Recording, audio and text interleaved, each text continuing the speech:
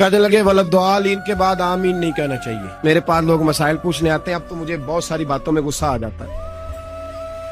تھوڑی تھوڑی طبیعت بعضوں کا تلیل رہنے لگتی ہے تو طبیعت عجیب سی ہو جاتی ہے. ایک صاحب آئے میرے پاس تھوڑے دن پہلے, کچھ خواتین بھی ساتھ. کہنے لگے ولدعالین کے بعد آمین نہیں کہنا چاہیے. میں نے کہا جی آپ کو کیا اعتراض ہے؟ کوئی بھی دعا کو بندہ مانگتا ہے تو سامنے والا اگر آمین کہہ دے تو اس میں کوئی حرج ہے؟ اور ولدعالین کے بارے میں میرے نبی پاک صلی اللہ علیہ وسلم نے فرمایا جب امام ولدعالین کہے تو مقتدیوں کو آمین کہنا چاہیے, اس لیے کہ فرشتے بھی آمین کہتے ہیں. میں نے اسے حدیث سنائی. مجھے کہنے لگا جی وہ بات آپ کی صحیح ہے لیکن قرآن مجید میں ولدعالین کے بعد آمین لکھی نہیں. میں نے کہا یار آپ میری بات سمجھے, میں نے آپ کو تھوڑی کہا کہ لکھی ہے. میں نے کہا نہیں لکھی, لیکن حضور کا فرمان ہے جب امام ولدعالین کہے تو مقتدی آمین بولیے, مقتدی آمین کہیں. کہہ دیا تو مان جا. کہنے لگا جی یہاں نہیں لکھا. میں نے کہا آپ نے قرآن جی سارا پڑھا ہے؟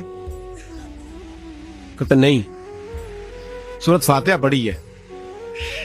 میں نے کہا یار تو صرف سورت فاتحہ پڑھ کے مفتی بن گیا, صرف سورت فاتحہ پڑھ کے تو فاضل عالم ہو گیا بس. او اللہ کے بندے تو ابھی راہ گزر میں ہے, قید مقام سے گزر. کہنے لگا جی نہیں جب تک لکھی نہیں جائے گی میں نے پڑھنی نہیں. میں کہ بہترین حال دے کہ تو کمرے جو باہر ٹر جا, بہترین حال ہے, ورنہ تیرا علاج میری نظر میں کوئی اور ہے. عقل ہی کوئی نہیں, شعور ہی نہیں, جو مرضی منہ میں آتا ہے کہتے جاتے ہو. میں نے کہا قرآن میں تو نہیں لکھا ہوا فجر زور اثر مغرب عشاء پڑھو. قرآن میں تو نہیں لکھا فجر کی 2 رکعتیں, زور کی 4, اثر کی 4, مغرب کی 3. تو نہ پڑھوں, نہ پڑھوں.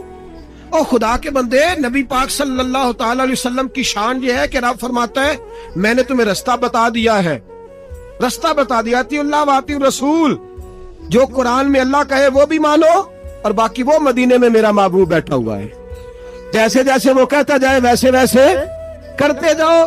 نماز فرض ہوئی تو صحابہ نے پوچھا حضور کتنی پڑھنی ہے, کس طرح پڑھنی ہے, رکھتے کتنی, وضو کیسے, کھڑے کیسے ہونا ہے؟ تو نبی پاک نے فرمایا آؤ سلو کما رأیتمونی اصلی, جیسے جیسے میں پڑھتا جاؤں ویسے ویسے